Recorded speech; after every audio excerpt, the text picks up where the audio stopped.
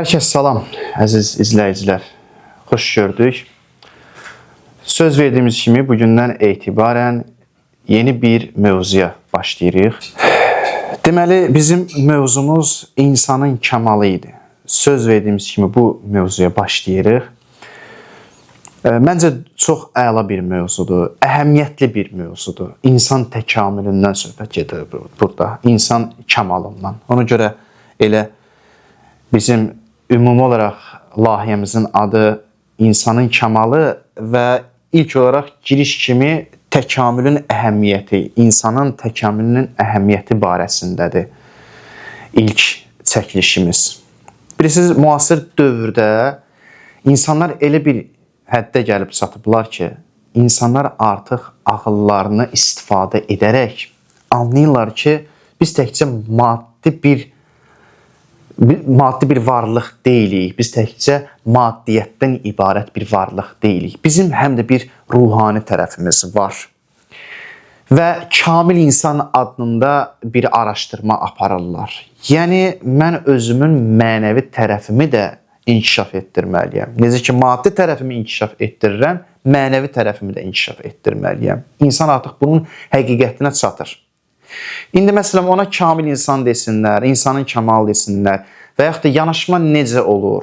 Ola bilər ki, biri insanın kəmalını fərqli bir şeydə görür. Dinin təqdimat etdiyi kəmallar deyil. Amma nəticə etibarilə başa düşür ki, insana və məndə müəyyən bir kəmallar var. Məndə müəyyən bir kəmallar var, o kəmalları əldə etməliyəm. Bunu başa düşürük. Bunu artıq müasir dövrdə bütün insanlar, ziyalılar anlayır, başa düşür. Nə qədər mən maddi şeylərdən danışacağam, nə qədər məsələn mən bu maddi dünyada maddi uğurlar əldə etməliyəm. Bax, onu nə qədər danışacağam mən. Maddi uğurlar əldə edim. Pulum olsun, hər şeyim olsun, evim olsun. Bax, maddi uğurlar, biznesim olsun. Axı, bunlar mənə kifayət eləmir. Bir də mənim bir ruhani tərəfim var. Bir də mənim bir mənəvi tərəfim var ki, o tərəfim necə inkişaf etməlidir. Ona görə də yeni bir mövzu yaranır. Əslində yeni deyil, amma insanlar anlayır ki, bu barədə bəhs olunmalı. Nə? İnsanın kəmalı və insanın kəmalı, təkamülün əhəmiyyəti, insanın təkamülünün əhəmiyyəti mənəvi tərəfdən əhəmiyyəti. Maddi tərəf heç, amma ən əhəmiyyətlisi mənəvi tərəfdən insanın təkamülü. İnsanlar, bəşəriyyət bu həqiqətə gəlib çatır və anlayır. Müzakirələr gedir. İndi biz dini tərəfdən yanaşdırıq. Dini məsələlərdən qeyd edirik. Burada fərq eləmir. İstər dindar olsun, istər qeyri-dindar. Hər bir insan bunu anlayır. Mən bu dünyaya boş-boşuna gəlməmişəm. Məni yaradan bu dünyada boş yaratmayıb. Hikmət sahibi olan Allah məni müəyyən bir hədəf üçün yaradıb.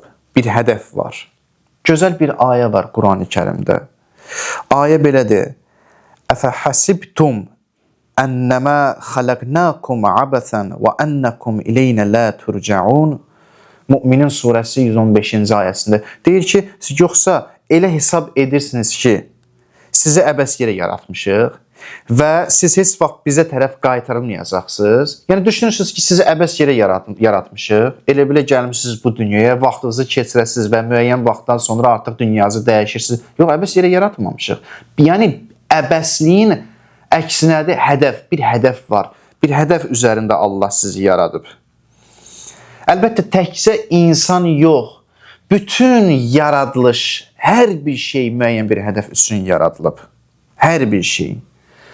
Canlı, qeyri-canlı, hər insan, qeyri-insan, hər bir şey müəyyən bir hədəf üçün yaradıb. Və müəyyən bir hədəfə xidmət edir hər bir şey. Gəlin belə bir misal deyək, alimlər belə bir misal deyirlər. Toxum misalı. Baxın, toxum. O toxumu torpağa bastırırsan, əkirsən və o toxum nə olur? Cüzərir, çiçəklənir, bir ağaca dönüşür. Bir ağaca çevrilir. Ağac neyinir? Ağac bar verir, meyvə verir və insanlara fayda verməyə başlayır. Toxum ağac olur, yəni toxum kamala çatır. O da, onun da özünə uyğun bir kamalı var, gəldi kamala çatdı. Baxın, bu toxumun gəlib ağac olması əslində iki şeyə görədir. İki səbəb var. Nə üçün o toxum gəlib ağaca çevrilə bildi? Birincisi budur ki, o toxumun potensialı var idi. Onda bir potensial var. Toxumun ağaca çevrilmə potensialı var idi. İkincisi budur ki, kənardan toxumu qoruyan bağban maneələri dəf etdi. Həm o toxumun özünün potensialı var ağac olmağa. Bu birinci məsələ, potensial olmasaydı o ağac ola bilməzdi. Bir də ki, bağban onu kənardan maneələrdən qoruyur. Maneələrdən qoruyur ki, o toxum ağaca çevrilə bilsin. İnsan da eyni ilə o cürdür. Allah insanın fitrətində bir kamal qoyub. İnsanın fitrətində bir kamal, təkamül etmə mexanizmi qoyub. İnsan da çiçəklənə bilir. İnsanın çiçəklənmə potensialı var. İnsan neyir? Çiçəklənir, özündə fəzilətləri toplayır. Özündə üstünlükləri toplayır. Böyük gözəllikləri özündə toplayır. İnsanın potensialında belə bir gözəllik, belə bir funksiya var ki, insan özündə həmin o gözəllikləri üzə çıxara bilir. Necə ki, toxumun potensialı var da ağac olmağa təkamül edir. İnsanın da potensialı var öz fitrətində kamil bir insana çevrilsin. Özündə gözəllikləri əks etdirsin. Və necə ki, toxumda ikinci məsələdə bağban kənardan onu qoruyurdu, kənar maneələrdən qoruyurdu ki, o təkamül etsin. İkinci məsələ də budur ki, Allah da dini göndərməklə insanı kənar maneələrdən qoruyur. Kənar maneələrdən hifz edir ki, insan təkamül edə bilsin. Əgər bağban toxuma diqqət etməsə, vaxtında suyun verməsə, o toxum ağaca çevrilə bilməz. Allah da insana din göndərir, proqram göndərir ki, o proqram vasitəsilə insan onda bir potensial var kəmalat çatmağa, amma bir şərtlə ikinci bir şərt də olmalıdır. O da nədir? Kənar maneələrdən qorunmalıdır. Allah da dini göndərir ki, insanı kənar maneələrdən qorusun və insan öz təkamül yoluna addım ata bilsin. Deməli, iki məsələ var burada. İnsan üçün, insanın kamalı üçün bir fitri, kamal insanın fitrətində yerləşdirilmiş bir məsələdir. İnsan elə bir potensiala malikdir ki, yüksək məqamlar əldə edə bilər. O məqamları əldə etmək üçün insan kənar maneələrdən qorunmalıdır. Allah da dini göndərməklə insanı o kənar maneələrdən qoruyur. Bəli, insanı tanımaq çox çətin bir məsələdir. İnsan kamala çata bilir. İnsanda təkamül etmək üçün yollar var. O yollarda addım atmalıdır. İnsanı tanımaq çox çətin məsələdir.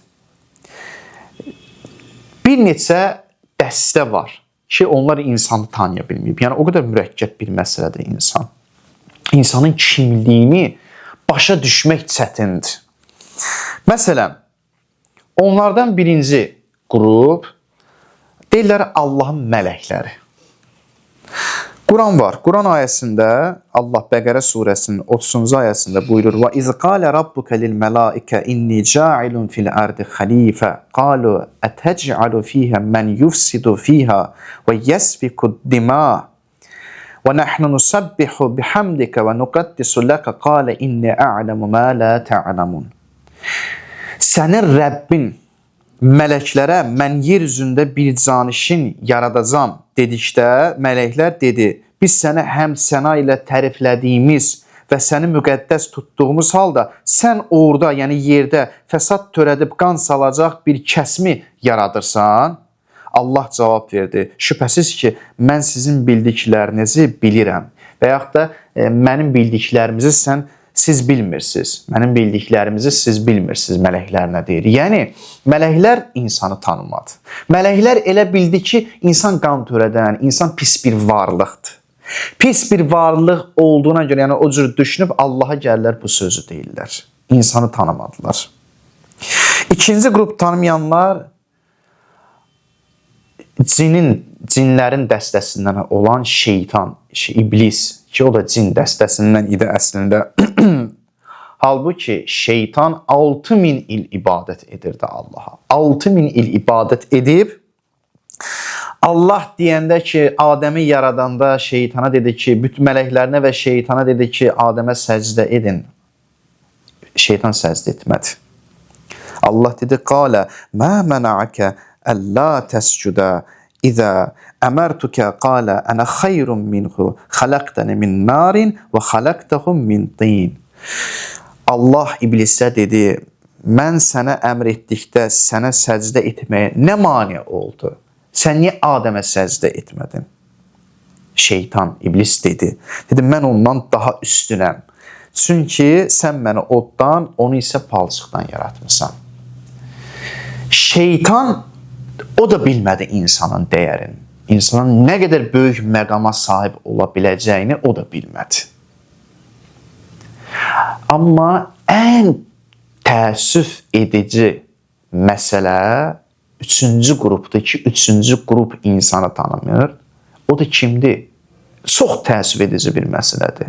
Hamımıza aiddir. Üçüncü qrup insanı tanıya bilməyən insan. El insan özü. Mələklər insanı tanımadı. Şeytan insanı tanımadı. Ən təəssüf edici məsələ budur ki, insanın təkamülünün əhəmiyyəti, hansı təkamül, hansı kamala çata bilər, insan kimdir? İnsan nə böyük də bir varlıqdır, bunu insan özü anlamadı. İnsan başa düşmədi ki, necə mən mükəmməl bir varlığam.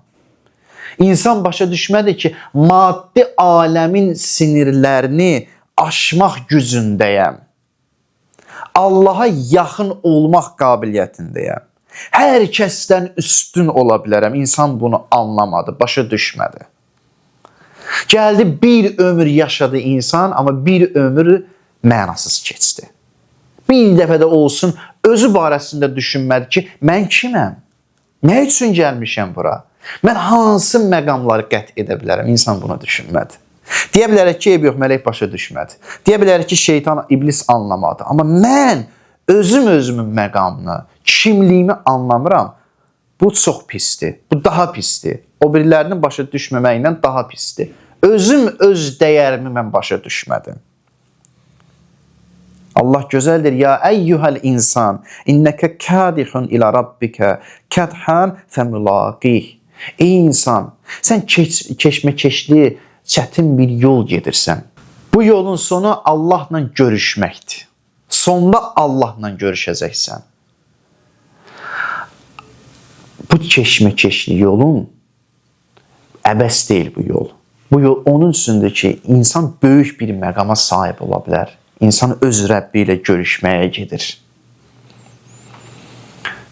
İnsan belə bir varlıqdır. İnsan bu kamala çata bilər ki, öz Rəbbi ilə görüşsün. Onun dostu olsun. İnsan səy etməlidir bunun üçün.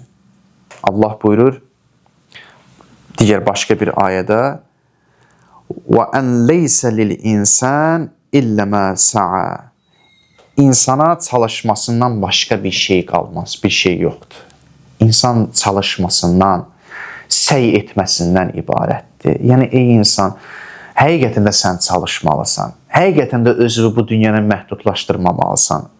Sən bununla yüksək zirvələri fəth eləyə bilərsən. Bax, biz bu videolarda, bu yeni layihəmizdə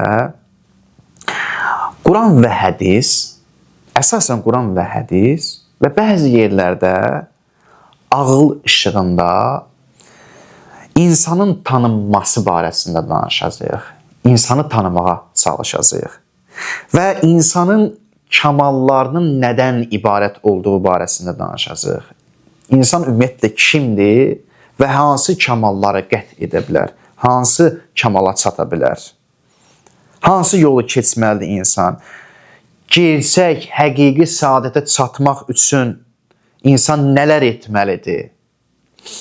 Bax, bunları öyrənməyə başlayacağıq. Və o cümlədən də insanın kamalına mane olan şeylərdən danışacağıq ki, nələr bizim kamalımıza mane ola bilər? Nələr bizim, bax, bu təkamülün əhəmiyyəti ki var, bunun əhəmiyyətini bilirik. İnsan təkamül etməlidir. Nə mane ola bilər? Əhəmiyyətli məsələni bizə nə unutdura bilər? Bizim bu çəkilişlərdə məqsədimiz budur, bundan ibarətdir. Biz bu məsələnin ciddiyyətini anlayırıq. Doğrudan da insanlar bir böhran keçirir və o böhran da bundan ibarətdir ki, insanlar görürlər ki, mənim bir boşluğum var, ruhani tərəfdən boşluğum var. Mən çalışmalıyam, bayaq oxuduğum ayə barəsində, elə ayədə dedik, mən çalışmalıyam. Hər bir şey inkişafa doğru gedir, təkamülə doğru gedir. Toxum misalını gətirdik. Bax, ən məsələ əvvəldədir. Əvvəl birinci dediyim məsələdir, toxum misalı. Mən özümdə olan o cövhəri kəşf eləməliyəm. Böyük bir cövhər var səndə. Böyük bir cövhər var. Ona görə də biz çalışmalıyıq, dinimizin bizə təqdim etdiyi kamallardır, mənəviyyat yoludur. Bunları düzgün şəkildə insanlara təqdim edək və özümüz də öyrənək ki, həqiqətən də digərlərinə nisbətən elə dinin özü gözəl mənəviyyat təqdim edir. Dinin özü elə mənəviyyatçılıqdır, bundan başqa bir şey deyil. Biz bu dediyimiz kimi çəkilişlərimizdə, yeni videolarımızda insanın kamalı adında yeni söhbətlərimizdə Quran, hədis işığında insanın tanınması, onun kamala gedə bilməsi, kamal nədən ibarətdir və nələr mane olur kamala çatmaq üçün. Bu barədə danışacağıq. Təbii ki, bəzi yerlərdə də əqli müstəvidə də, yəni ağıl işığında da insanın kamalına doğru addımını çalışacağıq izah etməyə. Ümid edirəm ki, faydalı olacaq. Bu giriş idi. Giriş olaraq istədim təqdim edim layihəmizi. Allahdan istəyirəm ki, bizi müvəffəq eləsin ki, gözəl şəkildə fikirlərimizi çatdıra bilək, alimlərin fikirlərini çatdıra bilək. Bugünkü bizim söhbətimiz bura qədər. Sağ olun, salamat qalın.